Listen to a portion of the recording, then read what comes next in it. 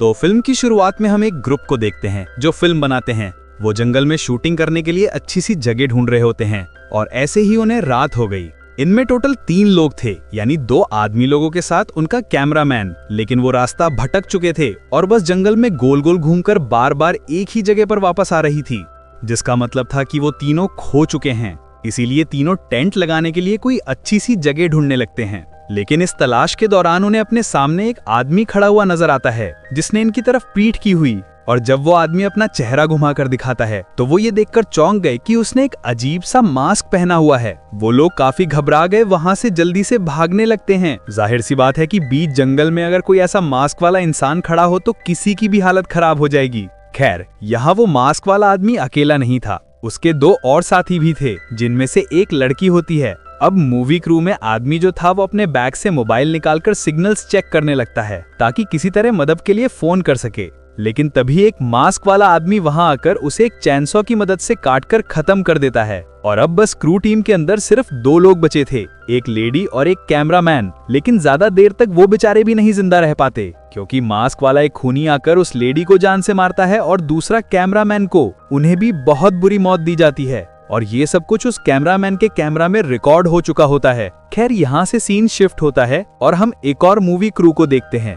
इस टीम में भी सिर्फ 3 मेंबर्स ही होते हैं। इनमें जो लड़की थी उसका नाम होप था, उसका एक साथी और कैमरामैन थे। उनको एक प्रोड्यूसर ने उनके शॉर्ट फिल्म के लिए एक अच्छा सा कैबिन ढूंढने के लिए बोला था, लेकिन फिलहाल उन्हें कहीं भी कोई अच्छा कैबिन नहीं मिल रहा होता। लेकिन होप का कहना था कि शायद जंगल के अंदर कोई ना कोई अच्छा कैबिन जरूर मिल जाएगा। और फिर वो सब कार में बैठकर जंगल की तरफ निकल जाते हैं। फिर रास्ते में एक गैस स्टेशन पर रुककर कार में पेट्रोल डलवाते हैं। कैमरामैन ही कार के अंदर फ्यूल डाल रहा था और वो यहाँ सब कुछ रिकॉर्ड कर रहा होता है और बताता है कि प्रोड्यूसर ने उसे सब कुछ रिकॉर्ड करने को बोला है, इसीलिए मैं ऐसा कर रहा हूँ। प्रोड्यूसर ने कहा था कि कैमरा कभी भी बंद नहीं होना चाहिए।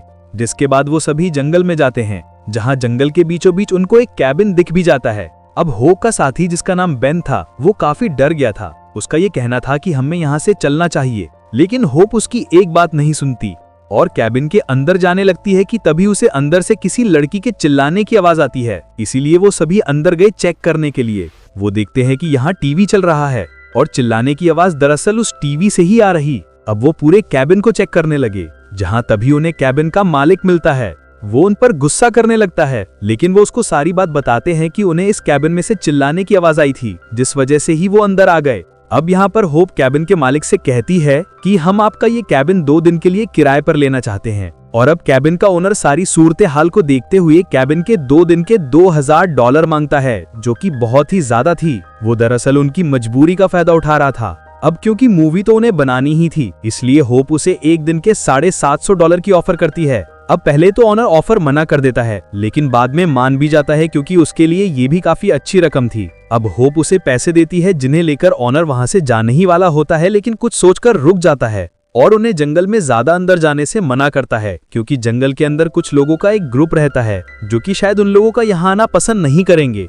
वो बताता है कि उस ग्रुप के बहुत सारे लोग यहाँ पर रहते थे, लेकिन फिर गवर्नमेंट ने आकर इन लोगों को यहाँ से भगा दिया। इनमें से कुछ लोग तो चले गए थे, लेकिन कुछ इस जंगल के अंदर छुपकर रहने लगे। ये सारी बातें बताकर ऑनर वहां से निकल जाता है। होप और बेन काफी खुश हो गए थे, क्योंकि उन्हें बहुत मुश्किल से एक कैबिन मिला जो उनके शॉर्ट फिल्म के लिए बहुत बेहतरीन था। अब होप ये खबर प्रोड्यूसर को भी सुनाती है। तब प्रोड्यूसर कहता है कि वो जल्दी वहां पर कैबिन देखने आ रहा है। अब कैबिन मिलने की खुशी में होप, बेन और कैमरामैन होप ड्रिंक करते हैं, जिसके बाद वो जंगल में देखने निकल जाते हैं कि उन्हें कोई अच्छी सी लोकेशन मिल जाए। वो नोटिस करती है कि पूरा ही जंगल उनकी मूवी के लिए काफी परफेक्ट है।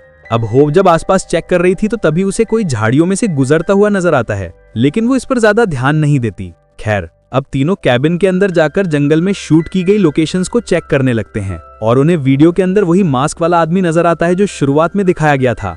और ये देखकर होप बहुत घबराने लगती है। वो बेन को कहकर कैबिन की सभी खिड़कियां और दरवाजों को बंद करवा देती है। थोड़ी ही देर बाद वहां पर प्रोड्यूसर भी आ जाता है। वो सभी प्रोड्यूसर को सारी बात बताकर उसको वो फुटेज भी दिखाते हैं, लेकिन उसका कहना था कि वो बस कोई बच्चा होगा जो मजाक कर रहा है। प्रोड्यूसर उन सबको वहीं पर रुकने का कहता है, लेकिन होप अब वहां रुकना नहीं चाहती थी। इस पर प्रोड्यूसर कहता है कि ठीक है, वो रात कहीं और गुजार लेंगे, लेकिन उन्हें थोड़ा सा रुकना पड़ेगा, क्योंकि मेरी एक साथी यहाँ आने वाली है कैबिन को चेक करने के लिए। बेन को कहती है कि सामान पैक करो, जो कि खिड़की के पास बैठा हुआ था। होप जैसे ही खिड़की से बाहर देखती है, उसे वही मास्क वाला आदमी नजर आता है और अच्छी बात ये होती है कि सब कुछ कैमरा में रिकॉर्ड हो चुका था। वो फौरन प्रोड्यूसर को सब कुछ बताती है। वो अभी कैमरा देखने ही वाला था कि तभी कोई दरवाजे पर दस्तक देता है। जब प्रोड्यूसर बाहर जाकर देखता है तो वहाँ कोई भी नहीं होता। प्रोड्यूसर को लगता है कि ये सिर्फ किसी बच्चे का मजाक है, इसीलिए वो वापस अंदर आ जाता है। तो प्रोड्यूसर बेन को समझाता है कि तुम लोग ज्यादा ही सोच रहे हो, इतनी टेंशन मत लो, और कहने लगता है कि हमें अपनी शॉर्ट फिल्म की शूटिंग शुरू कर देनी चाहिए। अभी वो ये बात कर ही रहा था कि तभी दोबारा से दरवाजे पर दस्तक होती है। इस बार जब प्रोड्यूसर बाहर गया चेक करने तो सामने वही 3 मास्क पहने हुए किलर्स होते हैं। प्रोड्यूसर उनके पास गया और उनको धमकाने लगता है कि वो यहाँ से चले जाएं, लेकिन वो तो अपनी जगह से हिलते तक नहीं। फिर अचानक उनमें से एक आदमी प्रोड्यूसर के सर पर हथौड़ा मारता है, जिससे बुरी तरह उसका खून निकलने लगा और उसकी दर्दनाक मौत हो जाती है। कैमरामैन जल्दी से कैमरा लेकर कैबिन के अंदर आता है। प्रोड्यूसर के साथ जो हुआ उसे देखकर तीनों बहुत ज्यादा सदमे में होते हैं। खैर अब पता चलता है कि वहां पर सिग्नल्स क्यों नहीं थे, क्योंकि उन मास्क वाले किलर्स के पास सिग्नल्स को ब्लॉक करने वाली डिवाइस थी। मुसीबत बढ़ती जा रही थी क्योंकि लाइट भी चली गई थी और मास्क वाले किलर्स बाहर खड़े होकर होप, बेन और कैमरामैन का इंतजार कर रहे थे।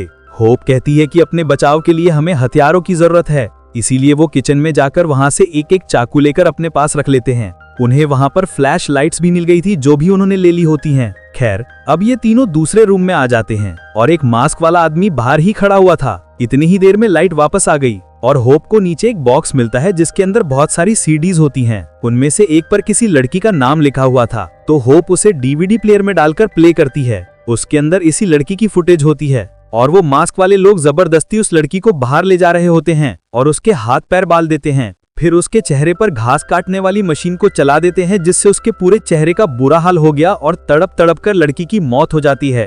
खौफनाक बात ये थी कि जिस रूम में वो लड़की सो रही थी वो असल में इसी कैबिन का ही रूम था। इसका मतलब ये था कि मास्क वाले लोग जो भी हैं वो बहुत टाइम से ये सब करते आ रहे हैं, और जो लोग भी इस कैबिन और जंगल में आया करते थे तो ये मास्क वाले लोग उन सबको मार दिया करती थी। साथ ही साथ वो उनकी वीडियोस भी बनाते हैं। अब ये लोग सोच समझकर खुद ही उन मास्क वाले लोगों से पूछते हैं कि तुम्हें आखिर चाहिए क्या, तो वो कहते हैं कि उन्हें सिर्फ लड़की चाहिए, यानी कि होप। जो जानकर होप और ज्यादा घबराने लगती है। फिर वो मास्क वाली औरत को समझाने की कोशिश करती है कि उसने कुछ भी नहीं किया, वो बस एक फिल्म मेकर है, तो वो उन्हें वहां से जाने दे।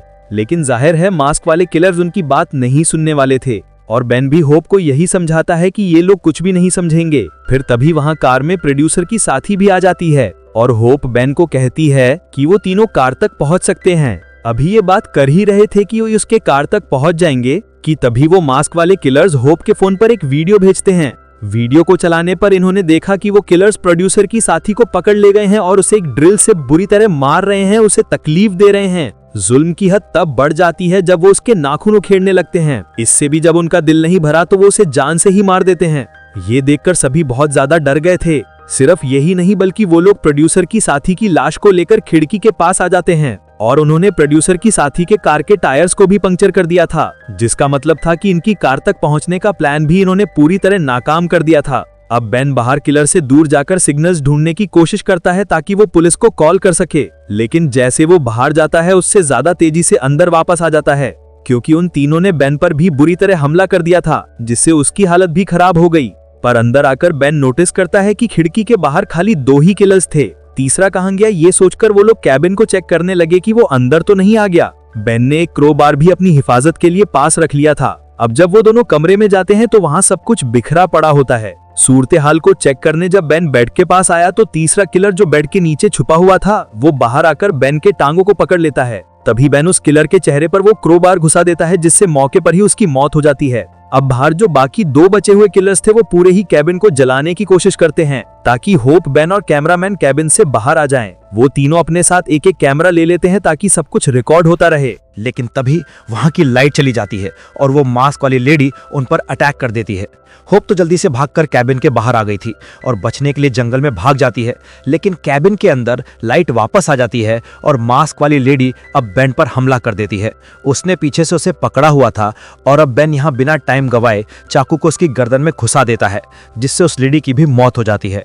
फिर कैमरामैन और बेन भी कैबिन से बाहर निकलकर भाग जाते हैं, लेकिन बाहर अंधेरा होने की वजह से वो दोनों एक दूसरे से अलग हो जाते हैं। उधर होप भी जंगल में आगे बढ़ती जा रही थी, लेकिन अचानक उस पर आखिरी बचा हुआ मांस वाला आदमी हमला कर देता है। होप उससे बचकर भागने लगी और किसी तरह अपनी कार तक पहुंच जाती है, लेकिन वहां फिर से किलर एक चेनसॉ लेकर आ जाता है और होप एक बार फिर भागती है। उधर कैमरामैन को सिग्नल्स मिल जाते हैं और जैसे वो पुलिस को कॉल करने लगता है, तभी एक और मास्क वाला आदमी आ जाता है। उसने पीछे से कैमरामैन पर हमला कर दिया और उसे जान से मार डालता है। ये वाला किलर वो चेनसॉ वाला किलर नहीं था।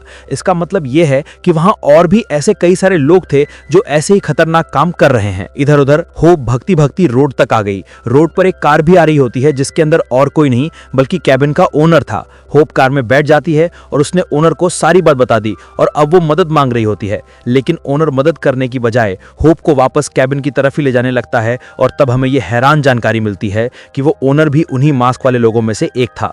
इस बात की भनक लगते ही होप एक चाकू को कैबिन ओनर के पेट में घुसा देती है और वहां से भाग निकलती है। तभी हम बेन को देखते हैं, जो अभी भी इन मांस वाले लोगों से बचकर भाग रहा था, लेकिन तभी वो एक पुराने से कैबिन तक पहुंच जाता है, जिसके अंदर उसे कैमरामैन की लाश मिलती है। बेन जब अंदर गया चेक करने, तो चेनसॉ लेकर किलर झट से उसके सामने आ जाता है। बेन पर भी चेनसॉ से हमला करके उसकी जान ले लेता है। उधर होप एक मैसेज रिकॉर्ड करती है। उसने कहा कि ये मेरा आखिरी मैसेज भी हो सकता है। मैं कहना चाहती हूँ कि अगर किसी को भी ये वीडियो मिलती है तो वो पुलिस की मदद से इन मांस वाले लोगों को ढूंढ ढूंढ कर खत्म कर दे। फिर वो वहां से बाहर निकलने का रास्ता ढूंढने लगती है, जिस बीच एक मांस वाला आदमी होप को रिकॉर्ड कर रहा था और होप को ये पता चल जाता है। इसीलिए वो उस किलर के लिए एक ट्रैप सेट करती है, एक जाल बिठाती है उसे पकड़ने के लिए। जैसे वो ट्रैप में फंसता है, होप तेजी से आखिरी किलर का सर एक पत्थर से मारकर फोड़ देती है। वो लगातार मार मारकर आखिर उसकी जान भी ले लेती है। खैर, अब होप वहां से भागने वाली थी, लेकिन तभी वो चेनसॉ वाला आदमी वहां आ जाता है और वो सीधा होप के पेट पर चेनसॉ से कट मार देता है। लेकिन फिर भी होप वहां से भागती रहती है और वो किलर उसके पीछे पड़ा हुआ था। वो उसको ढूंढ लेता है, लेकिन इस बार होप अपना चाकू उसके सीने में घुसा देती है। उसे चीरकर आखिरकार उसकी भी जान ले ली। इसके बाद हम एक वीडियो देखते हैं जिसमें होप का बयान था, क्योंकि वो बच गई थी। ये उसका पॉडकास्ट होता है जिसमें वो बताती है कि कैसे उसके दोस्तों को उन मांस वाले लोगों में खत्म कर दिया था। मैं भी लगभग खत्म हो ही गई थी, लेकिन मैंने उनका सामना किया और बड़ी मुश्किल से अपना बचाव करके वहां से निकली हूं।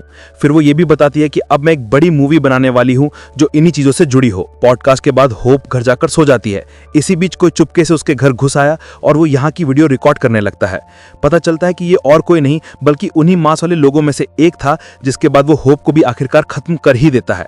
जिसका मतलब था कि होप जो बेचारी खुश हो रही थी कि वो किलर से बचकर भाग निकली, इकलौती सर्वाइवर है, लेकिन उस बेचारी को भी उन्होंने नहीं छोड़ा। जैसा कि हम जानते हैं कि जो मांस वाले किलर्स मर गए थे, उनके अलावा वहां और भी कई सारे लोग थे जो तब से अब तक होप का पीछा कर रहे थे और मौका मिलते ही उसकी भी जान ले ली।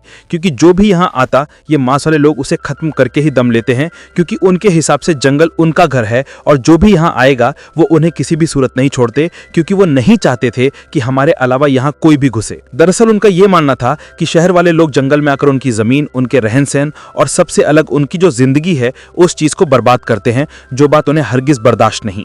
अब उनके मुताबिक वो अपने घर जंगल की हिफाजत कर रहे हैं, लेकिन बहुत ही खतरनाक तरीके से, क्योंकि किसी को भी बिला वजह मार देना बहुत गलत बात है। इसलिए हम उन्हें ये कहेंगे कि वो पागल हैं, साइको किलर्स हैं। वो उनकी मूवी भी इसलिए बनाते हैं ताकि साबित कर सके कि जो हमें छेड़ने की कोशिश करता है उसके साथ हम ये सब करते हैं। और इसी भयानक एंडिंग के साथ ये फिल्म इधर ही खत्म हो जाती है।